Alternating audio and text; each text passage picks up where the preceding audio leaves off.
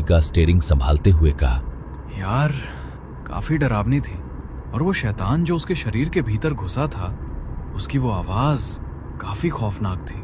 छोड़ो यार ये किस्से कहानियां, अगर रियल में कुछ दिखाना चाहते हो तो बोलो।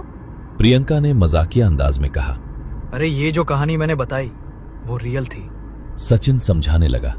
कुछ भी मत फेंक, ये बस एक कहानी थी, एक काल्पनिक कहानी। निकिता की रूखी बात सुनते ही सचिन हमेशा की तरह आज भी अपनी मनगढ़ंत कहानी को रियल बताने के लिए जी जान से कोशिश करने लगा। नहीं यार, सच में ऐसा हुआ था। मैंने एक मैगजीन में पढ़ा था।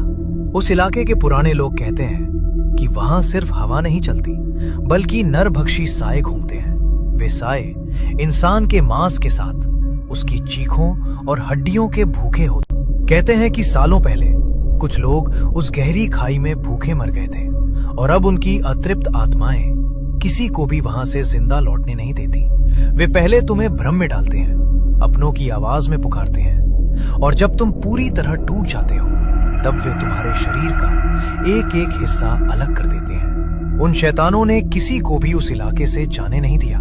सच में। सचिन की बात सुनकर प्रियंका ने कहा, ठीक है बाबा, तुम कहते हो तो ये कहानी सच थी, और जहाँ ये पब्लिश हुई थी उस मैगजीन का नाम है टाइम मैगजीन।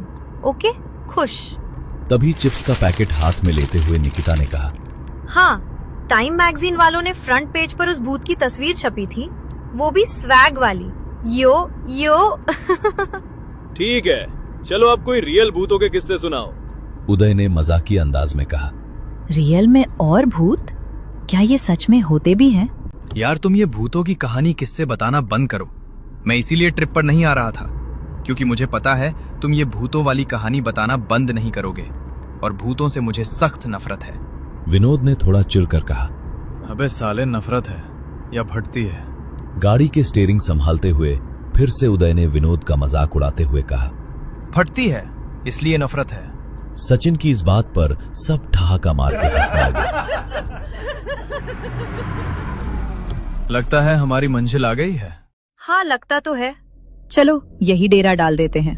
यार काफी सुनसान इलाका है, मेरी मानो थोड़ा इंसानी बस्ती के नजदीक डेरा डालते हैं। ये जगह अच्छी है, गाड़ी साइड में रोक दो, हम यही डेरा डालेंगे। सचिन ने भी हाँ कहा, और उदय ने गाड़ी उस सुनसान इलाके में एक जगह पार्क कर दी।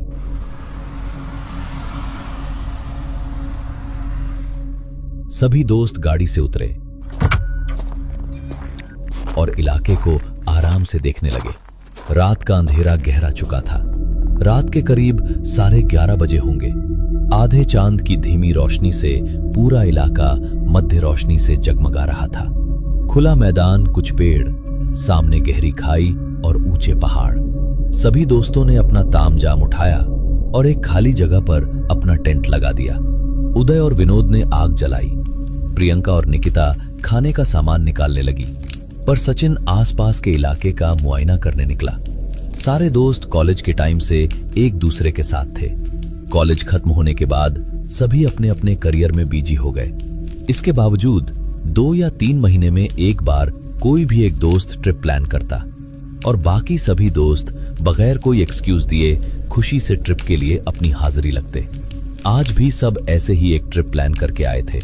उस इलाके में टहलते टहलते सचिन कुछ दूर झाड़ियों के पीछे पेशाब करने के लिए रुक गया। इलाका काफी सुनसान था। थोड़ी खाली जगह, फिर पेड़ों के गुच्छे, उसके बाद गहरी खाई और उनसे पहाड़। अपने आसपास नजर डालते हुए उसे कुछ दूरी पर एक इंसानी आकृति नजर आई जो पेड़ों के पास खड़ी थी। उसने सोचा अपना ही कोई दोस्त है, शायद विनोद या उदय। विनोद, उदय, क्या तुम हो वहां पर? उसने आवाज दी, पर कोई प्रतिक्रिया नहीं आई। अपना काम निपटाकर वो उस इंसानी आकृति की तरफ चलने लगा। जैसे जैसे वो आगे बढ़ता, वो इंसानी आकृति उससे दूर जाती महसूस हो रही थी। कौन है वहां? सचिन ने आवाज दी, पर कोई प्रतिक्रिया नहीं आई। वो दोबारा उस आकृति की तरफ चलने लगा और आवाज लगाई, कौन हो तुम? क्या तुम्हें कोई मदद चाहिए? पर कोई जवाब नहीं आया। उस आकृति को अपने से दूर जाता देख सचिन रुक गया और पीछे मुड़ा ही था, झट से उसे किसी ने सामने से पकड़ लिया। सचिन के तो रोंगटे खड़े हो गए। वो अंदर तक हिल गया था, लेकिन अगले ही पल वो सामान्य हो गया, क्योंकि सामने उसका दोस्त विनोद और उदय थे, जिन्होंने सचिन को डरा दिया था। क्या बात है, इतना क्यों डर गए? हाँ यार, तुम्हारे चेहरे पर तो डर साफ साफ नजर आ रहा है। हम तो बेकार में विनोद को फट्टू समझते हैं। ऐसी बात नहीं यार, वहां पर कोई था। मैंने आवाज लगाई पर वो आगे ही चला जा रहा था।